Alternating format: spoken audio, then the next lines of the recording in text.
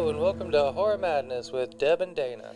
Tonight we are here with Mick Manhattan from the Scene Snobs podcast for a couple of reasons. As you all know, we are gearing up for Carolina Fear Fest in Raleigh, May 23rd through 25th. And so we've been diving into some of the films featuring some of the celebrity guests who will be at the show. We have covered American Psycho, Carrie, and tonight we are doing 2005's House of Wax. But before we get into that, we are going to chat just a little bit about Carolina Fear Fest. So, all right. Mick, first of all, thanks for coming on. We really appreciate you meeting with us and chatting with us. Go ahead. Sorry. Oh, no. I was just going to say thank you so much for having me. I really, truly appreciate it. And the guys, for you coming out and being a part of Carolina Fear Fest, that's really awesome of you. Yeah, we have been attending Fear Fest since 22, and I think that was their third year running? Second or third. Yeah, that was their third year. They took the year off in 2020. Okay, so it was kind of their second, or I don't know. 2022 would have been their third. 2019 they started, and then I can go over all that through the interview and such. But yeah, it's been about five. This is our sixth year. Okay, awesome. Now we've been going for 3 of them. Yeah. This will be our fourth year. Nice.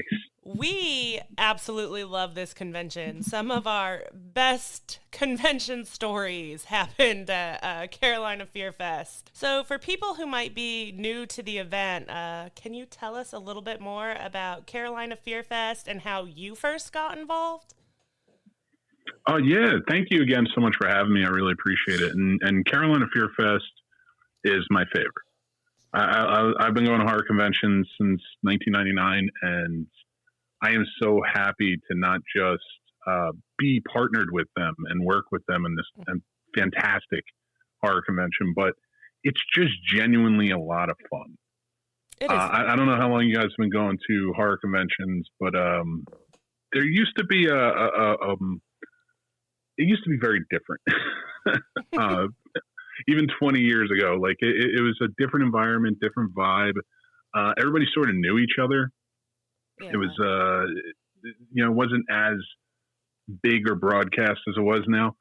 And I'll tell you, in this 20 years and the evolution of more and more horror conventions, not just horror conventions, but movie conventions and geek conventions in general, we've been seeing more and more that's just sort of like, it seems like everything's gone up. It's gotten more, just way more busy, and it's great to see everybody, but that community feeling and a lot of those, just being able to like go and have an experience as much, not so much as going in like to meet somebody or to do a certain thing. Like you're going for an experience. And Carolina Fear Fest, this is the first convention in all that time that I've found that it just feels like that again. It feels open. It feels communal. Every time I go there, I'm more excited to go see the people. Oh yeah, that's a big thing for us too. That's kind of exactly what you're saying. At this point, horror conventions, especially like in the Carolinas, are just like time to hang out with friends. It's always great. It's about the people and the community. I've said it 1,000 times. But that's what we love and what keeps us going back. I am relatively new to conventions. Dana is not, but I absolutely love it. And yes, you still get that community feel, but it is growing, which it's awesome to see people coming together and the horror community in the Carolinas growing. For me, the beauty of like going down to Carolina Fear Fest, I'm not saying this is the only convention that has that, but it seems few and far between at most points. Now, I'll go to AwesomeCon around here, which is also, it's big and it's supposed to be this huge thing event. But when you go, you feel like a tiny fish in this whole big lake. You know what I mean? So like going to something like that versus going to like a horror convention with Carolina Fear Fest, something like that, it really is like, yeah, it is getting bigger and bigger. See, year 5 last year was our biggest yet, and it was huge, and it was fantastic. And we partied. We had such a great time with it. But then again, it still felt like almost like a family reunion. That's always been endearing to me, going back every year. Yeah, you walk around and you see the same people you see, and you've made friends that you don't talk to most of the year, but you get there and it's family, really. Each passing year with all the growing it's done, it's just been truly amazing to watch. Yeah, it really has been awesome. At least from the outside perspective, we're so excited to be like a little bit more involved this year and so stoked for it. Yeah, we're dragging a lot of people along with us for their first Fear Fest this time as well.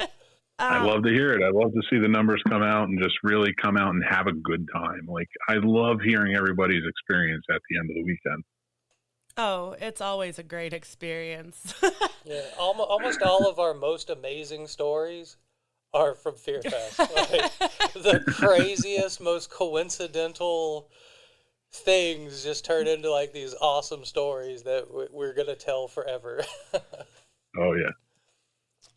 So this year's lineup, talking celebrity guests, is kind of stacked. We got Malcolm McDowell, Bill Moseley, and I just hope he stays away from nature walks. Alex Vincent, John Abrams, and I was really excited for the announcement of V. Neal. Like, I love the movies she's done the special effects on, and I used to watch a ton of Face Off. Yeah, we've been binging Face Off for the last couple weeks. Unfortunately, we're finished now. Yeah, he hadn't ever really watched it before, and I was like, oh my God, I love this show. You have to watch it. And you're going to live it at Carolina Fear Fest this year with V. She's going to be judging the special effects contest. Oh, that's going to be amazing. I'm so stoked. Is there anyone that you're particularly excited to see again?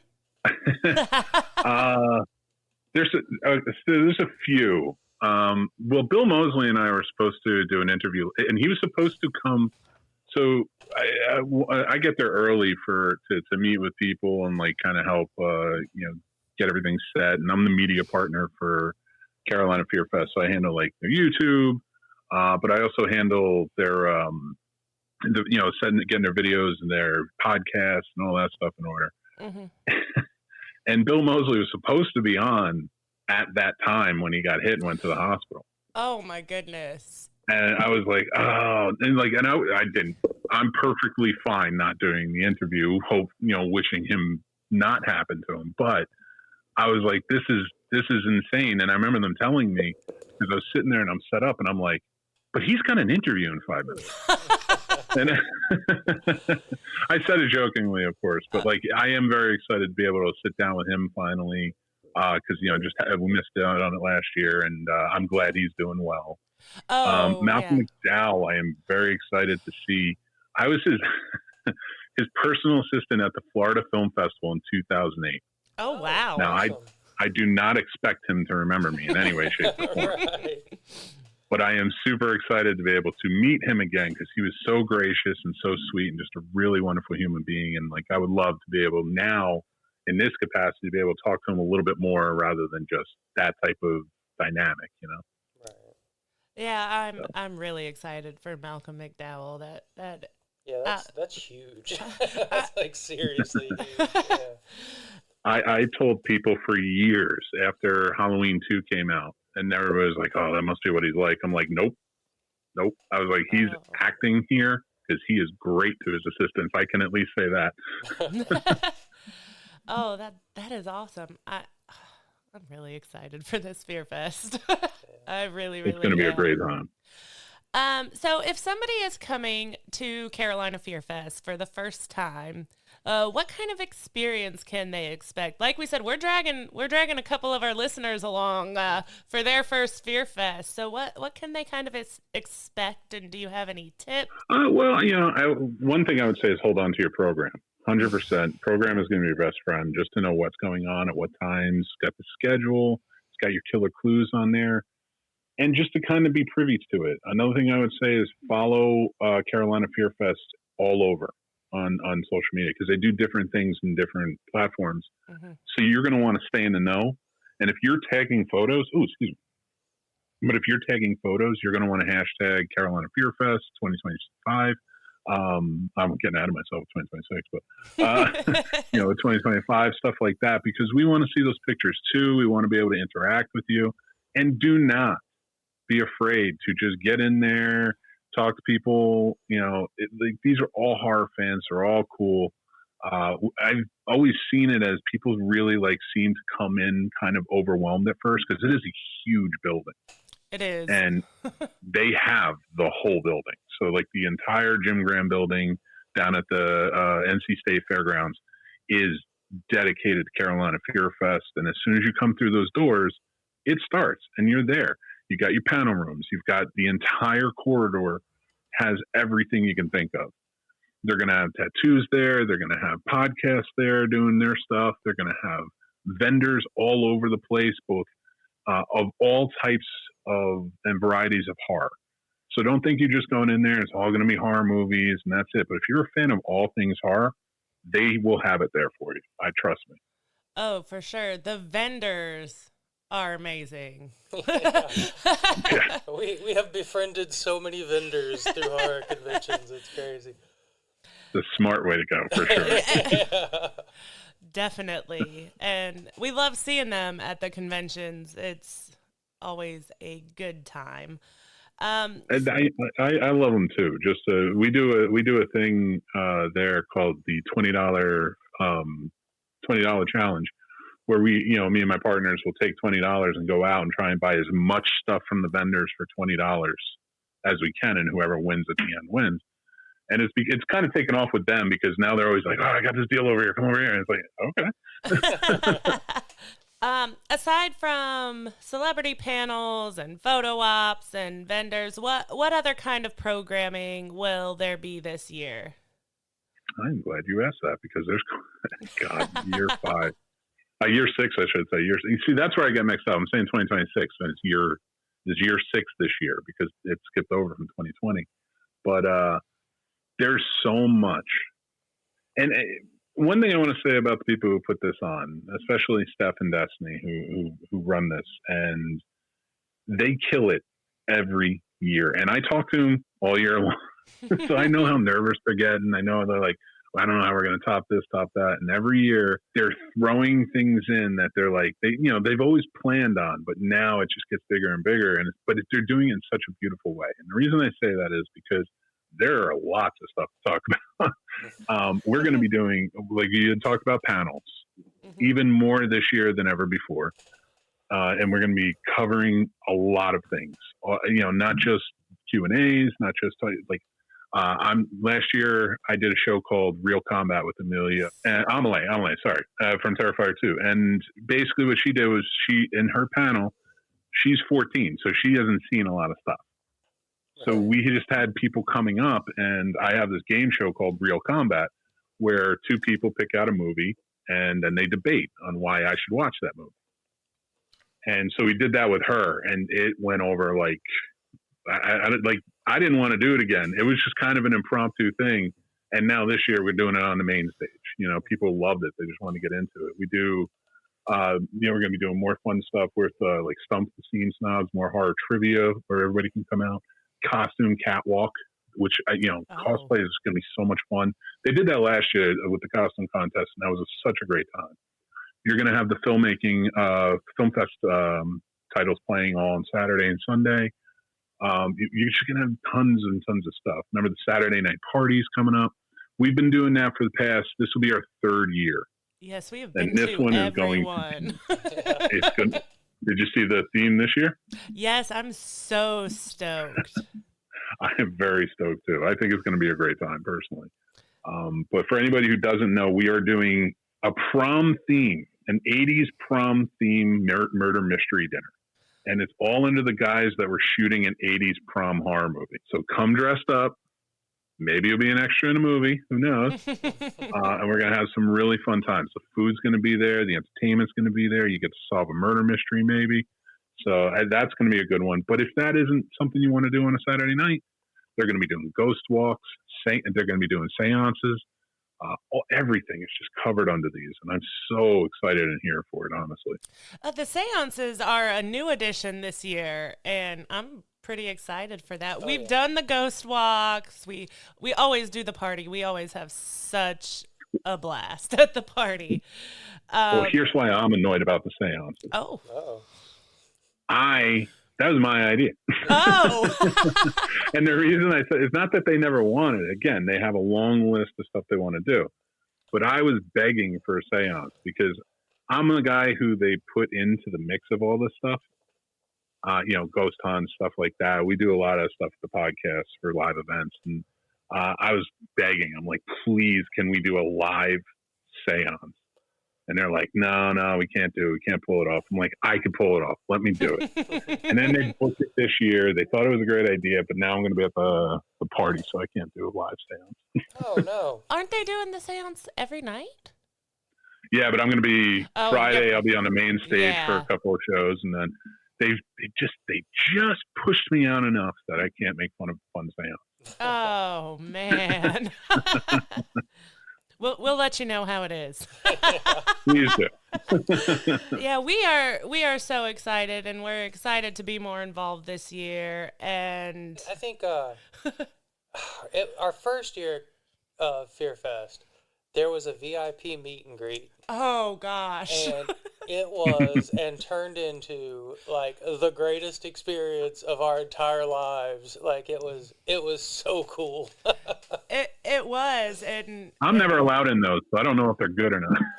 Well, it was just so.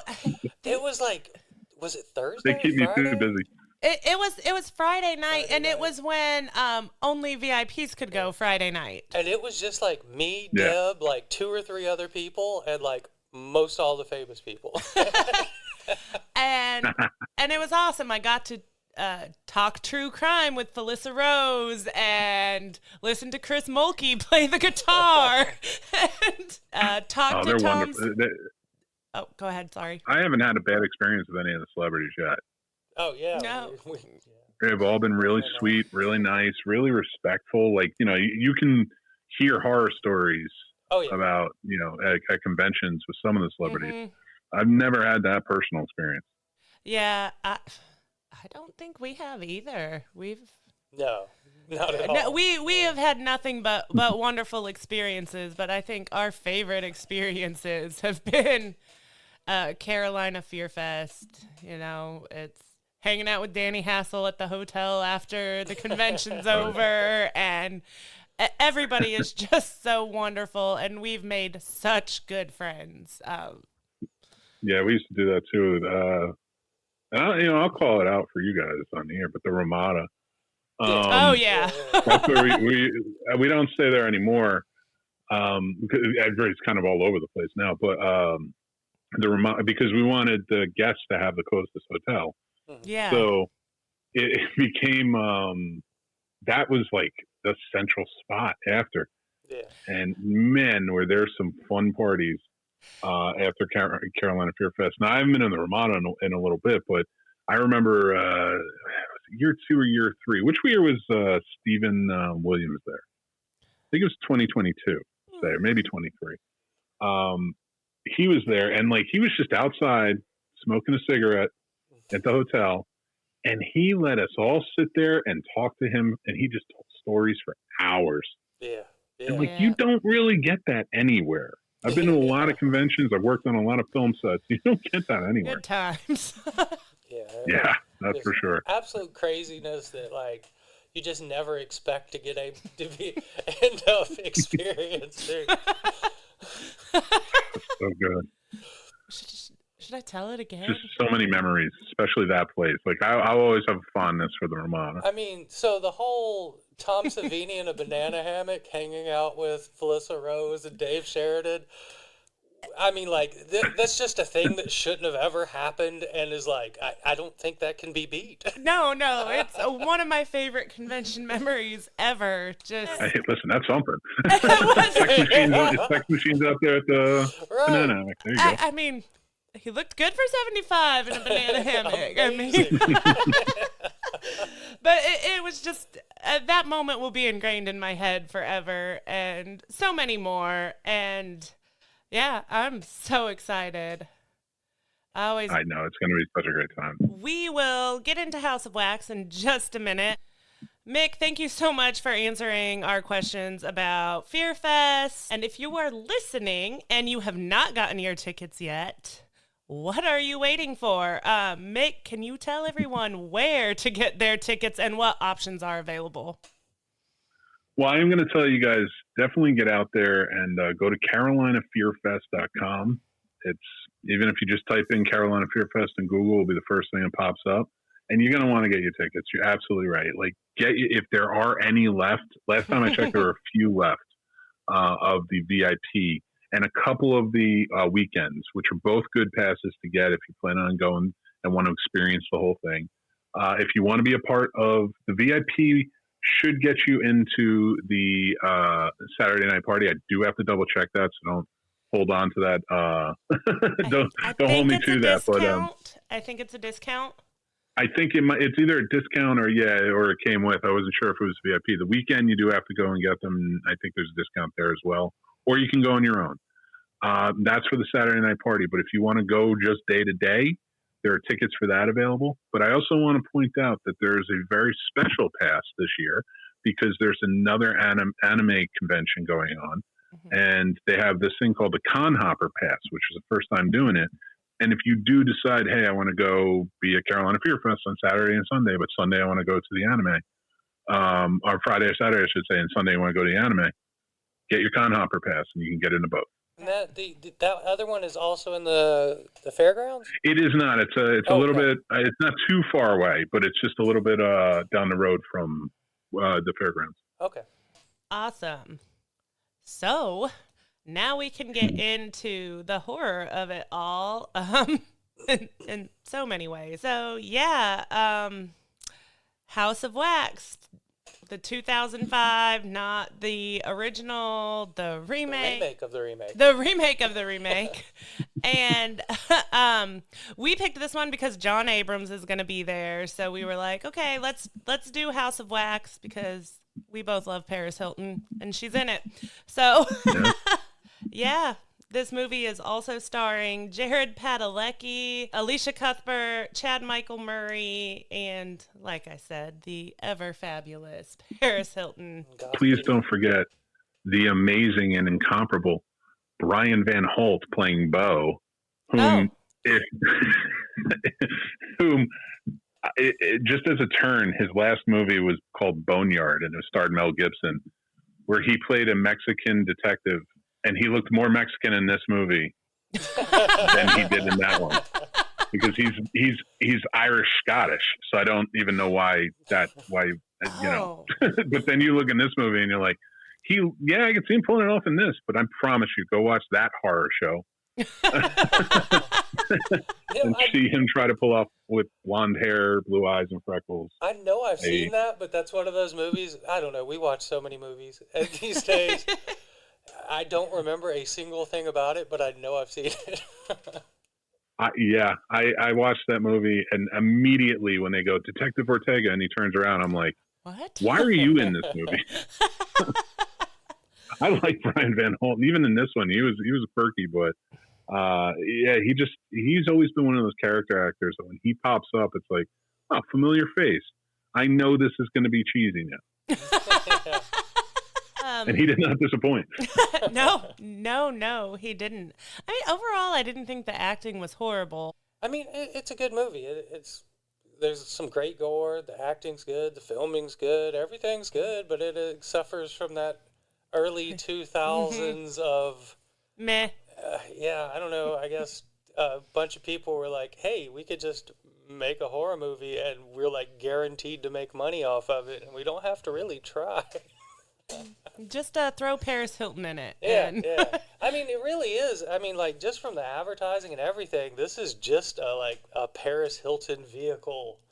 Like, nothing mattered except for Paris Hilton. It's funny, too, because this cast, for this time in 2005, this is a stacked cast. This is the first year of Supernatural, so Jared Padalecki, coming in on this. One Tree Hill, 24 was big at that time. So this is for now, when you look back at it, you can say this is a stacked cast. At the time, it was new up and comers, so you wouldn't gauge it on that, I'm sure. But I'm sure some CW kids did. But for sure. Watching this one, I'm such a fan of the original that the 2000s. I have a weird theory about horror movies in the 2000s that I tend to keep to myself because people get annoyed with me. We were discussing that earlier and trying to come up with our weird theory because there's definitely something going on in that time period. There really is. I'm happy to share it, but most people are just like, no, that's not the case. But I was a filmmaker at that time, working in the industry, and being a film fan and being a filmmaker, it made me realize, at that time, after the surge of the late '90s and the horror again with Scream and Faculty, I know he did some of the stuff like that, which were being filmed at the time by not prominent directors besides Wes Craven, but well-known industry directors were directing in the late 90s. And then you started seeing an influx of younger directors who were fans of the 80s horror genre. So then everything just started becoming a remake. Yeah. And it started remake, or you're trying to spawn off something from some of their original or copy it in some respects. So for me, it was that 90s.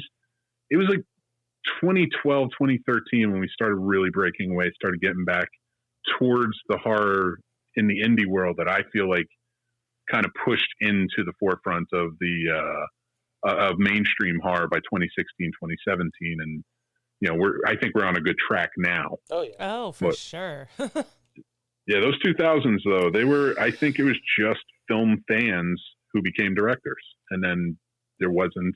And there's no originality in writing anymore, in my opinion. Yeah, that is a thing. Well, I mean, even that was so true for so long, but I think here, I don't know, there's a bunch of good movies about to come out, and they're all pretty much still remakes. But you do have things like The Terrifier, and there are some original things popping up here and there again. Thank goodness.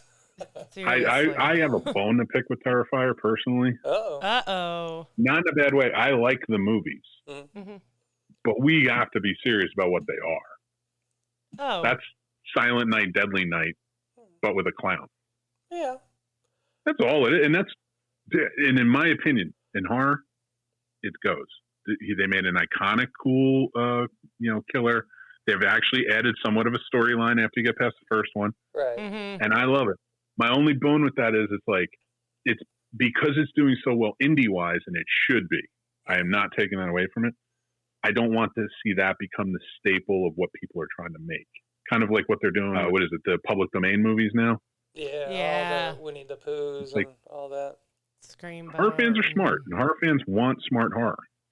Yeah. I mean, there's Skinamarink is another one that comes to mind. Oh. That's just a wild, off-the-wall thing that I feel like it had been a pretty long time since there had been a movie that out of the norm. Yeah, for sure. That one was... it's definitely a love it or hate it movie, or... Yeah, I think that's a definite love it or hate it movie. But yeah, there are strong opinions about Skinamarink. But I thought, movies like that, I think, are warranted because it's just interesting. It's just something different.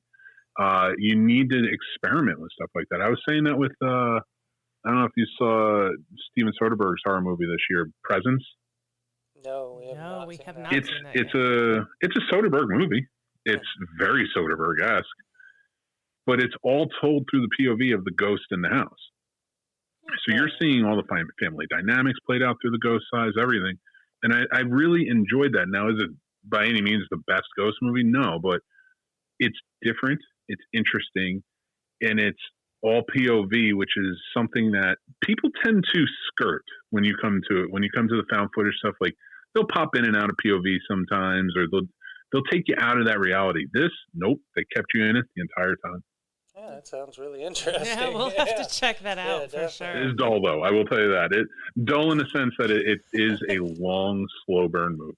So I have a weird love for movies not ever telling you what the hell is going on. Like, that's like my favorite thing. If a movie, especially like the ending, instead of mopping up and, all the ending things, just being like, yep, figure it out, credits rolling. I always love that. And I know I'm a huge outlier and most people don't, but it's kind of my jam. Well, stuff like that is awesome because it opens up conversations, and that's how you start talking to people and getting to know people and finding out what they love about the genre. We will get back to House of Wax.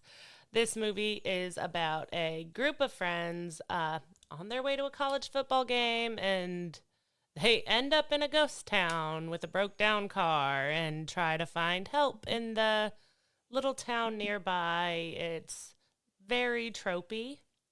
And it opens with melty wax on a stovetop in 1974.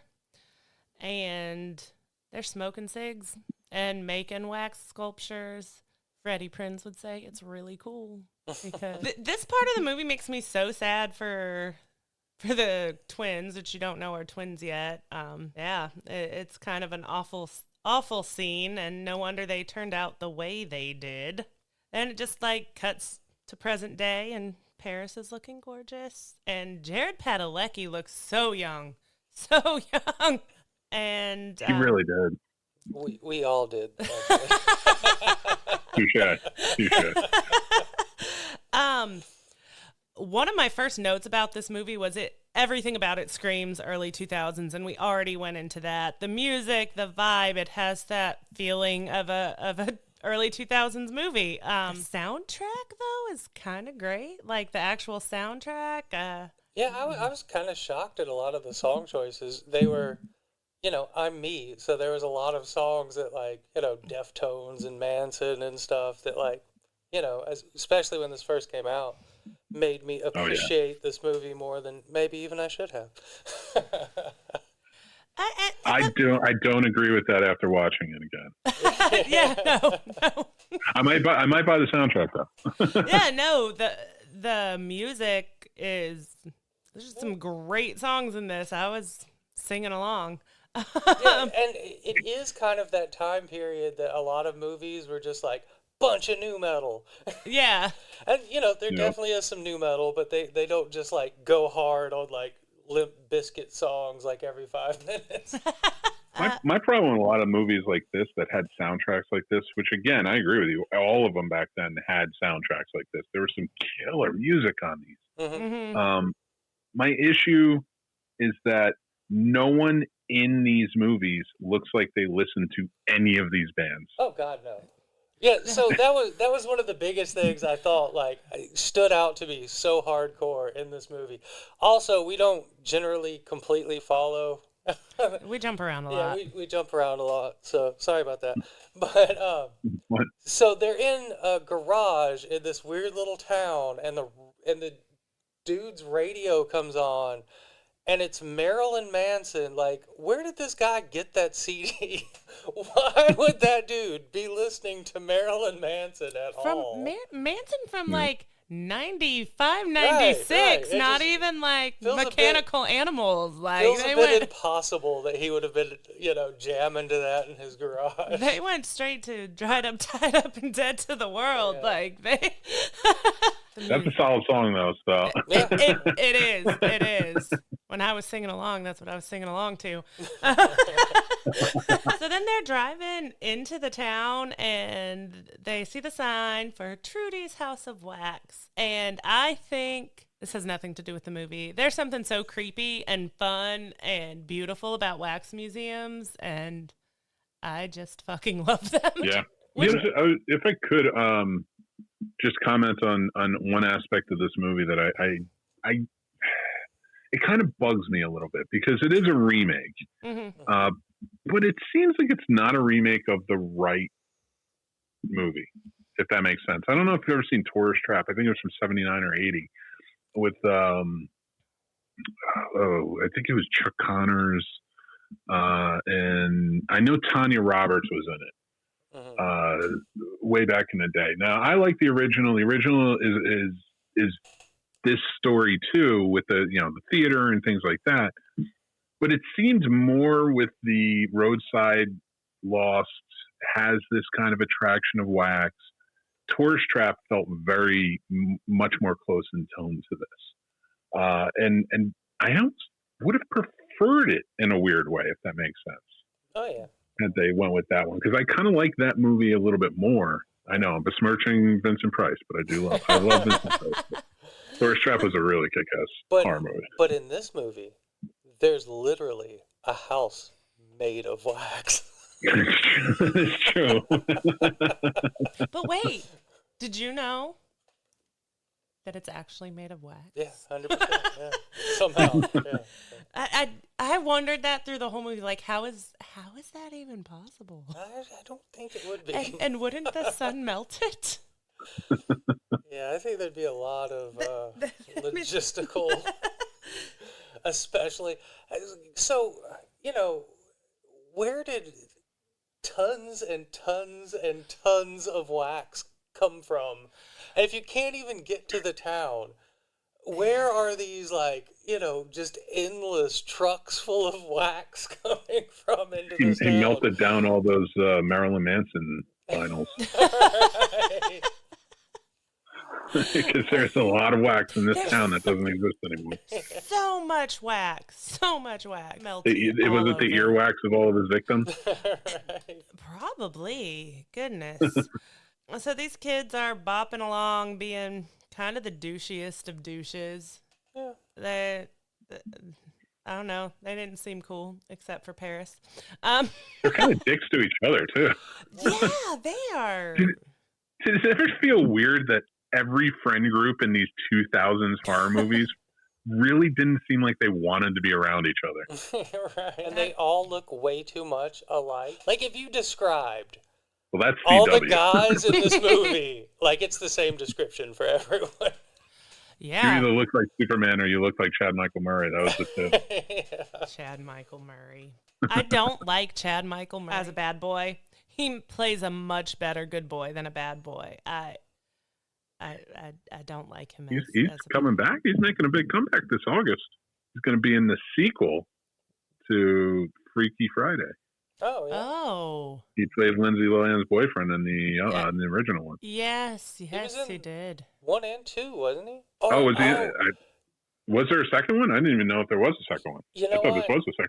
I was reading about him earlier, and I also was immediately like, there was a second one? But you're probably right, because I didn't dig deep enough into it. It's probably the one that's coming out. I'm in no way, saying that I need to see that movie. I just saw Freaky Friday for the first time ever, a year ago. But, for Chad Michael Murray fans, he's coming. Are there? Yes, there are. I'm not going to say that. I'm going to say, are there Chad Michael Murray fans? Oh, yeah. There's a One Tree Hill following that just... One Tree Hill was filmed not far from us in Wilmington, and I will admit I went through a little One Tree Hill phase. Yeah. I don't know. This movie is so full of tropes, which, most horror movies are. We all know that. Yeah. I don't think they're done well in this movie. I don't think they're done well in most movies. Yeah. I don't know. I just found, there's the big truck with the bright lights, and it's revving its engine, and it's don't piss off the dude in the big truck. Oh, and what do? They piss off the dude in the big truck. You signed your own death certificate in the moment you threw the beer bottle at the truck. That dude should have been a world-famous beer bottle thrower. The odds of that knocking the headlight out, other than just to advance the plot, are astronomical. I don't know, but I've never defused situations by throwing bottles at people. Right, yeah, it just doesn't usually work out that well for you. Right, it's kind of like what you were saying. It's like three dudes just being an asshole to a complete stranger who's done nothing wrong, And everyone is just kind of like, quit being an asshole, dude. I'm the one over here being an asshole. Yeah, these movies, they were such a trip for a long period of time with it felt like they were trying to reinvent the tropes of characters in the 2000s because they didn't know what to do. Like, I mean, Scream worked because it was a high school, and then afterwards it just naturally they grew up. But then when you make a movie like this where it's like, all right, it's all college kids. How do college kids act? I guess they don't know. Yeah. Did anybody want to ask any one of the stars that were the age that you're going for? Who we do? I think everyone's just all dudes are assholes. There's got to be the floozy and the smart chick. Yeah, and you know what? I'm glad I rewatched this because I gave Paris Hilton a lot of crap back in the day when this came out, and she actually did a good job in this movie. And in fact, if you look at most of the acting, I'm like, she's playing her character perfect. Everybody else is kind of off. Yeah. I think Paris Hilton is often underestimated, and I am a huge Paris Hilton fan. Dana is. I'm starting to feel like she wants it that way, though. No hate towards her. That's what makes her so genius. Years ago, like, I did a deep dive into her.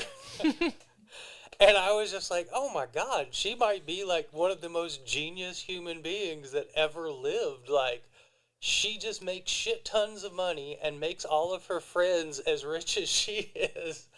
And does it in like the most unassuming ways. Like, hey, I'm going to make a sex tape. And then I'm going to make it a horror movie that comes out at almost the same time as my sex tape that has 2 direct nods to my sex tape in it. It's so crazy. The whole idea behind this. Well, first off, any horror movie that's above 88 minutes is just pushing it. Yes.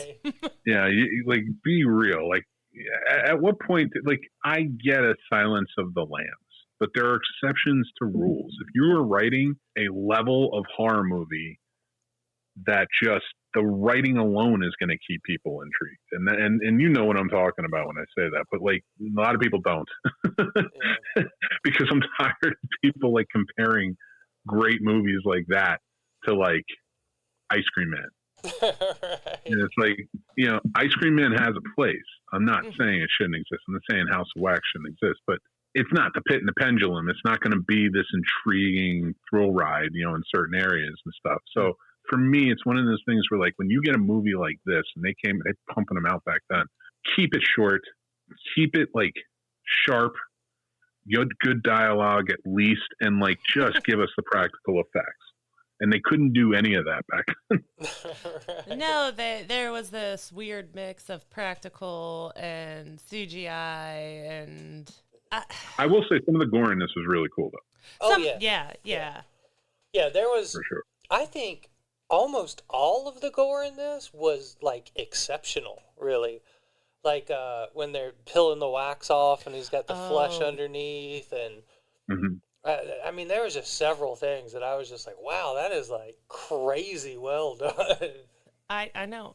Even the simple it deserves scenes. less characters and a better story, personally. Yeah. This whole thing could have just been 2 people, like a vacancy, or, you know, or no vacancy type of movie trapped in this town trying to get away. And that would have been so much more intriguing, sort of like on a level of Don't Breathe, you know, that movie where like the one dude's blind and they're in the house with him. Just like that cat and mouse, like this town is taken over. These 2 brothers are coming after them and they have no way out. And it's all wax. Could have been interesting.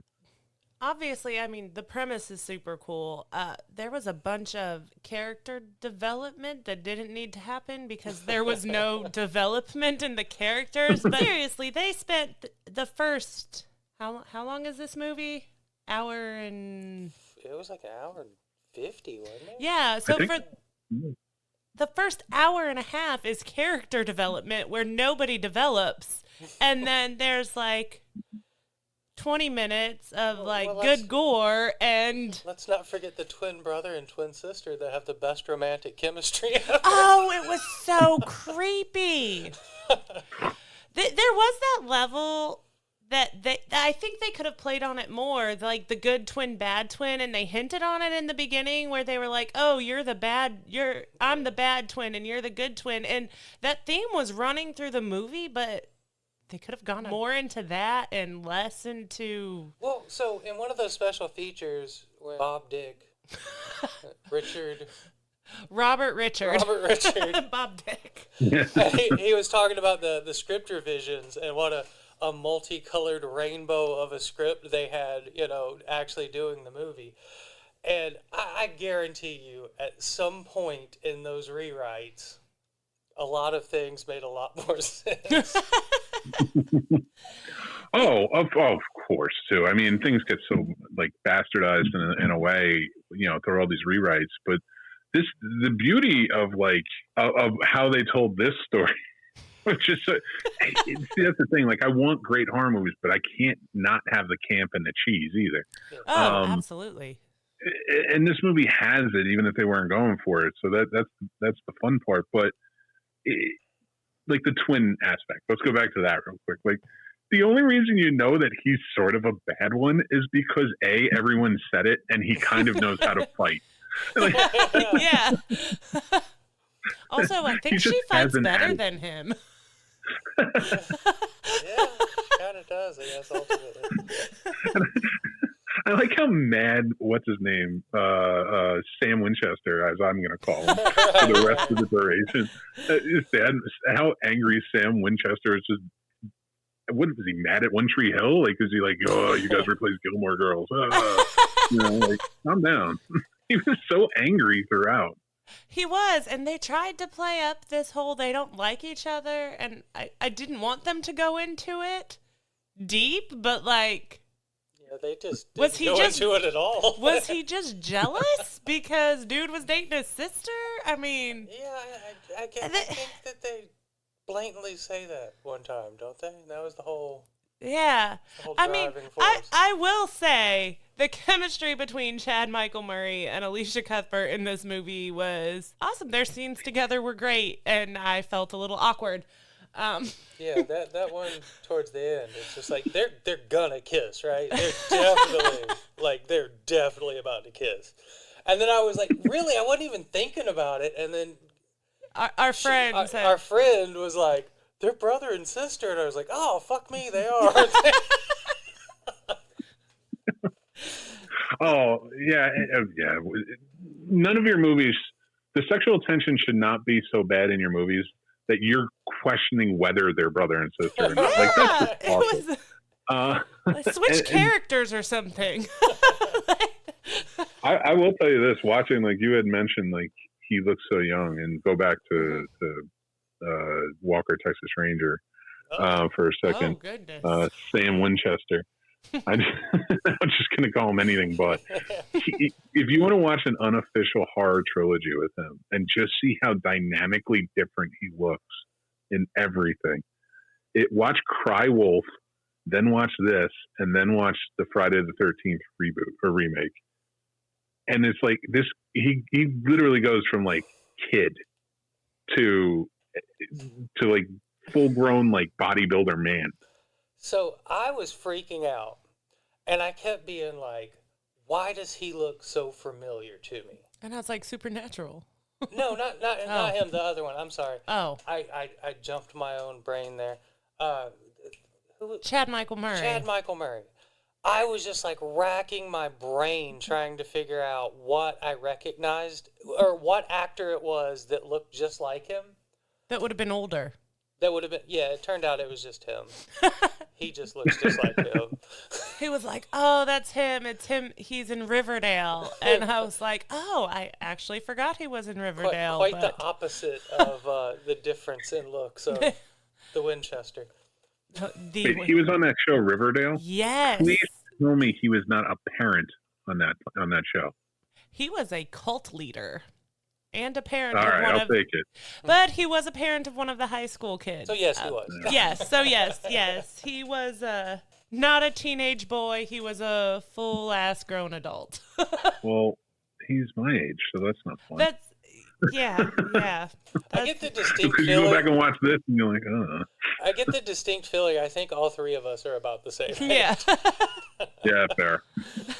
Yeah, it was that time frame for sure. Because like a lot of them, they were so much younger when you go and you look at some of the early stuff. Like I said with Cry Wolf, that came out in '99. Bon Jovi in it. Jeez. Goodness. You know, so like it goes back a good while. Like even Chad Michael Murray like started out in the Disney train, you know, with the Cinderella story movies and stuff like that. So it's interesting, and I think everybody was on Gilmore Girls at some point. So this whole crowd, none of them from Buffy. May have been a better movie. Love Buffy. Just the cast of Buffy. But because this movie would be over in 30 seconds. You mentioned earlier the couple moments of camp. I did giggle when they found the pit of animals and there was the hand sticking up. And first, nobody mentions the hand at all. Like, they don't ever say to each other, like, oh my God, is that a human hand? But they just look at the dude and, like, casually mention it. Like, oh, if you're just, how'd that hand get there if you're just dumping roadkill? But then he was like, oh, look, it's fake. Anyone need a hand? And I giggled. I did. That is true. I didn't even giggle as much as when you said it. You didn't even land it. And I was like, oh. I mean, I love a good camp moment, but dad joke in a pit of rotting carcasses. but a dad joke makes great camp. We love campy, shitty horror movies. Like, I don't mean shitty in like a bad way. I mean, you can mean shitty in a bad way too. They're good too. I mean, we watch a ridiculous amount of bad horror movies. I grew up on Joe Bob's Drive-In Theater, so I get it. And then, of course, Monster Vision and all them. So, like, I'm all about the camp and the terrible. And again, like, that's the thing about, like a movie like this, where there's some fun aspects to it. You can look back, like, again, technically, the movie was really good. The death scenes were really good. Mm-hmm. It was played up well. All the practical effects were really good. And I did not dislike the visual effects in it. No. And back then, that's saying something, because there was a lot of bad visual effects in horror movies back then. Yeah, there was. Oh, yeah. The Thing, in 2011, nonetheless. Yeah. So to watch something like this, and yeah, like it's weird. It's got a fun connection to that camp that we loved in the 80s. We know it's sort of inspired from that. Mm-hmm. I feel like they'll tell a joke like that, or they'll add a dad joke or some sort of campy joke to this, but then go right back to way too serious of a tone. Yeah. It's too much. Like, it chops it up too much, in my opinion. They tried to do too much with it. They tried to do everything that everybody loves about different subgenres of horror in one movie, and they didn't, aside from the effects, like, they didn't do a really good job at any of it. I think this movie is technically considered a slasher. And I can kind of see that, but it's not at the same time. Somehow it's not that much of a slasher. It's not. I had to double check the rating, because I feel maybe it's just because I'm used to movies that come out now, like Terrifier, where there's so much gore and so many deaths, and you're counting kills in the double digits. And I was like, is this movie PG-13? No, it's rated R. Yeah, it definitely, just with that wax scene alone, especially with, like, his face underneath, like, how he's pulling off they're pulling off the skin with the wax. That's got to be rated R right there, because that's some chilling effects. It was, and it was done so well. And even, like, the contraptions that they're in when they're making them into wax figures, like, it was really cool, and I thought it was a pretty scene. Like, I thought it was done well.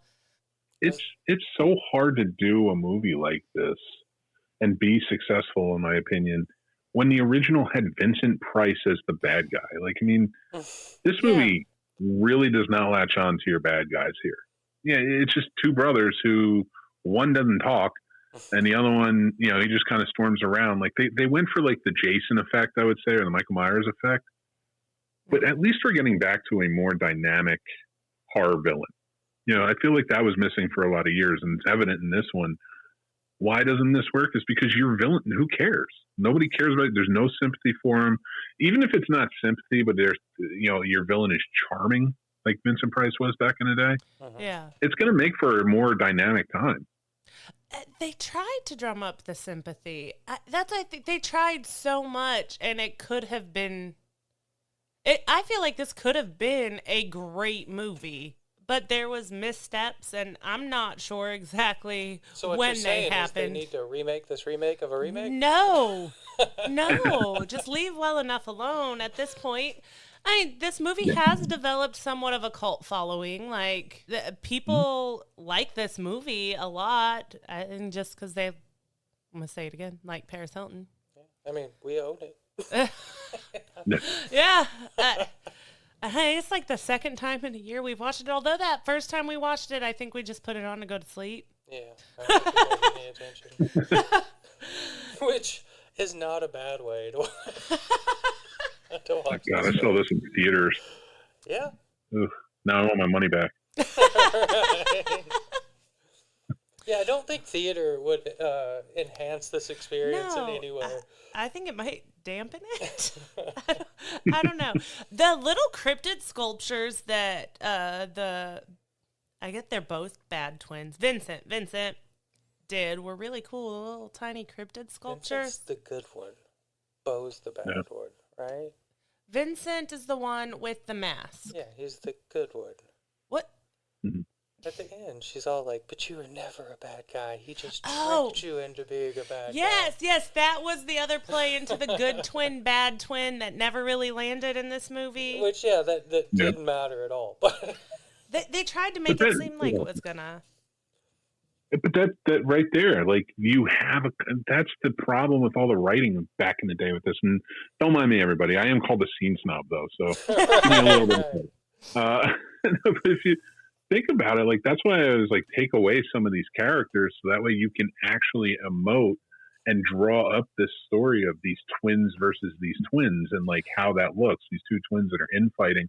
I got what they were going for, but that's the problem with all these rewrites and having different writers come in. You're dropping things for the studio or you're picking other stuff up and then things get lost in the mix. This movie could have been good. I maintain that every movie could be good. It just takes a few tweaks, or something like this. Like, this is one of those ones.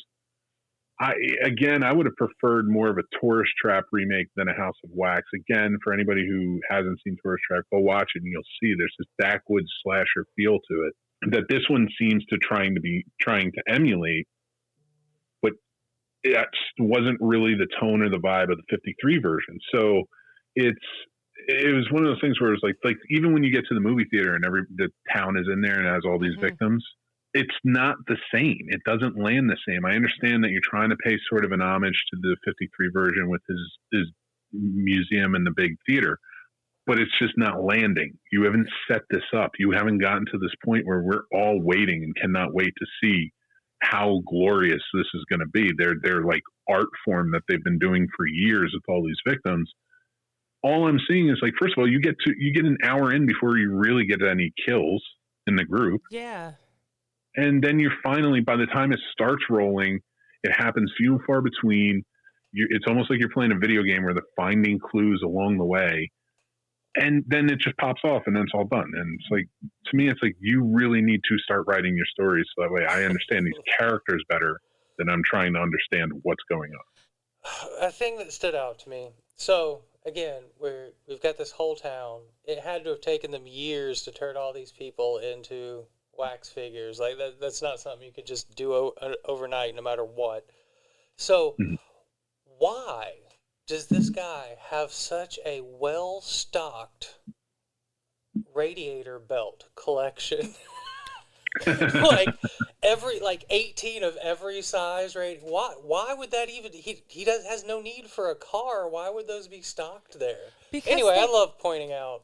Well, because I think that's how they get the victims. They cut the radiator belts. But I mean, how many people are camping out? Right. I mean, how many people are camping out up the road? Yep.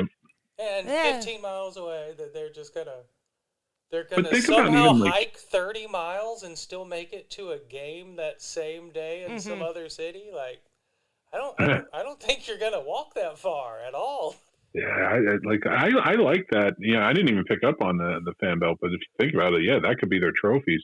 And the fact that it would make more sense that Bo is doing it, because you have Vincent who's getting all of he's collecting. He's got his hobby, and that's what he's collecting. And Bo is constantly always helping him. But none of that is his art. Right. You know, he's just sort of the helper. So it'd be kind of a cool dynamic to say, that's why I collect these. Every band I cut to add to my brother's art, that's my trophy. But you don't think, that's the thing, like, it wasn't thought about because I don't think that's important. But those little nuances would be something fantastic. Yeah. And make me care about Bo. There is so much potential and so many missed opportunities in this movie. The number one talked about scene is, of course, you know, everybody wanted to see Paris die Did everyone? I don't think anyone wanted to see her die, and then they made this movie and made that a thing. Yeah, no, I meant that was their tagline for the movie, and really it was just see Paris, strip. I agree. Like, I think this is definitely capitalization on what, I can't remember the name of that show that her and Nicole Richie were on, where they would go, Simple Life. There you go. I remember when that came out, and that was huge.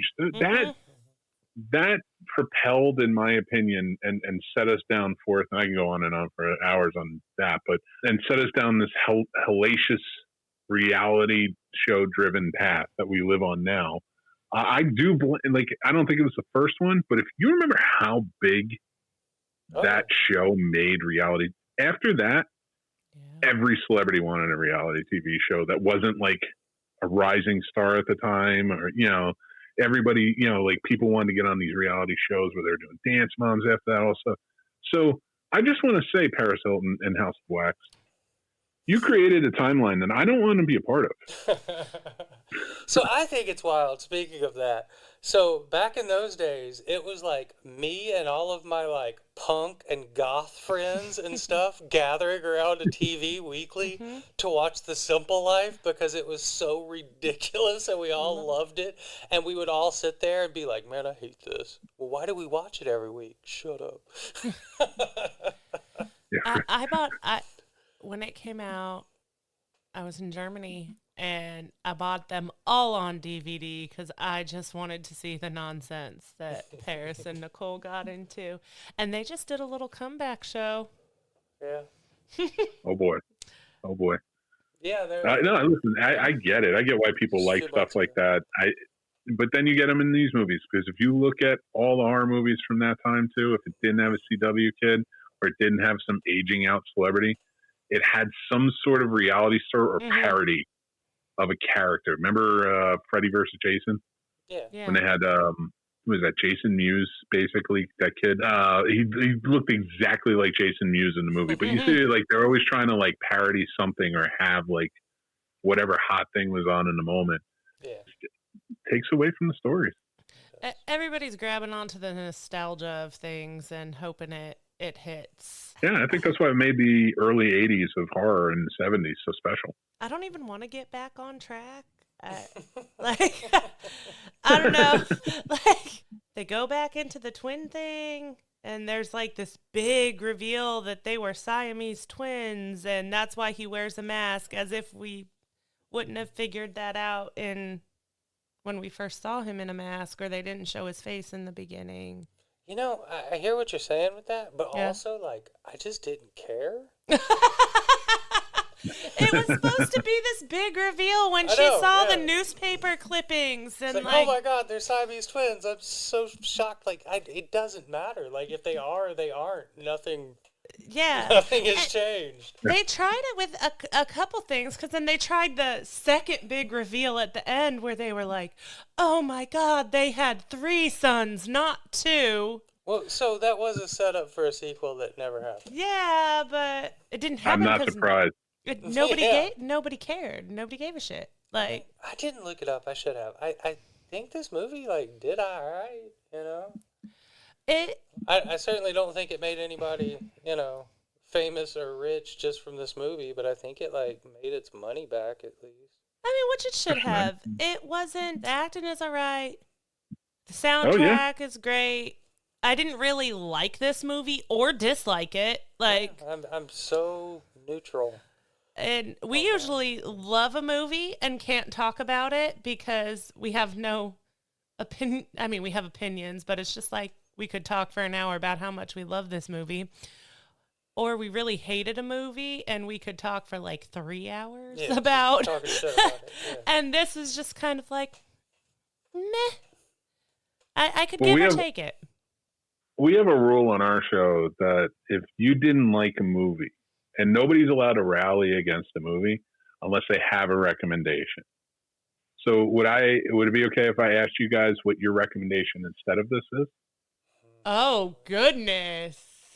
Yes, but it's going to take me a second. Like in the same line sort of this movie, or just any fucking movie? Like, what are the rules for this? You just have to have a recommendation. Generally, when I do it, if I'm speaking against a movie, I try to pick along the same lines, something that's like, well, if you're not going to like this is sort of like along the same lines. Why don't you try this? I've got it. Go for it. Waxwork. Oh. Yeah.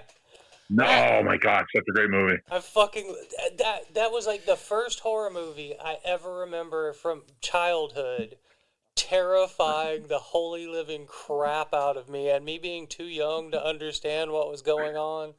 Like that beginning werewolf scene and stuff was just like, oh my God, I was so scared as a child. Like it was one of my first big horror movies in my life.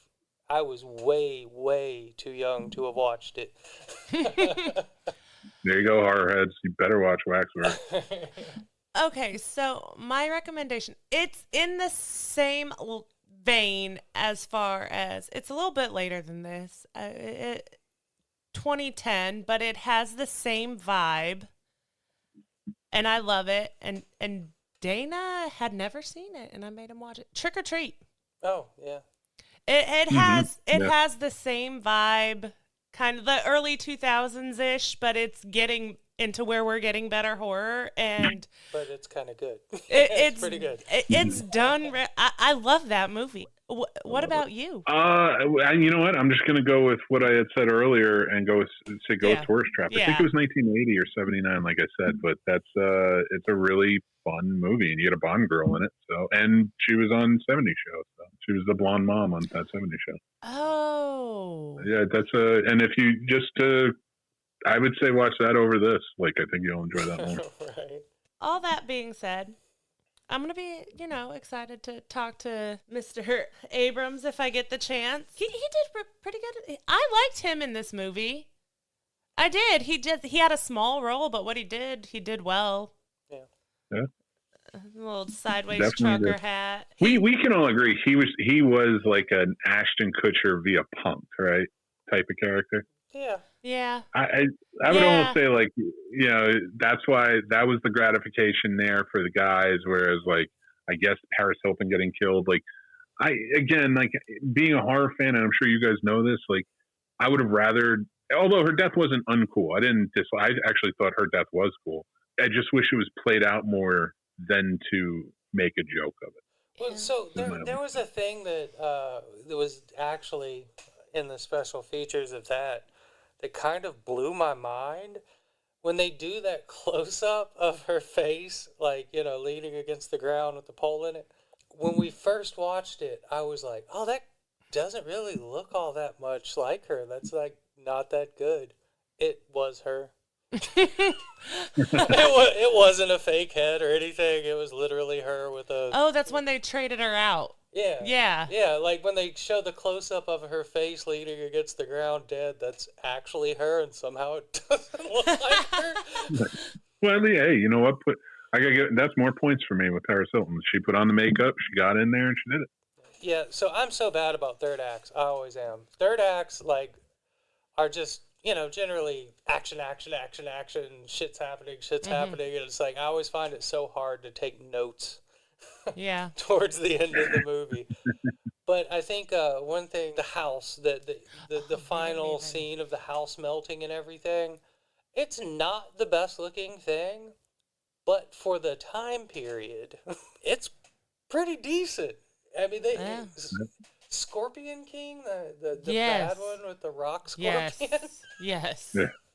Like, that was about the same time period. Yeah. And that was a way higher budget movie. And that's, like, one of the most atrocious things ever filmed. And, like, this, it wasn't perfect, but it wasn't bad either.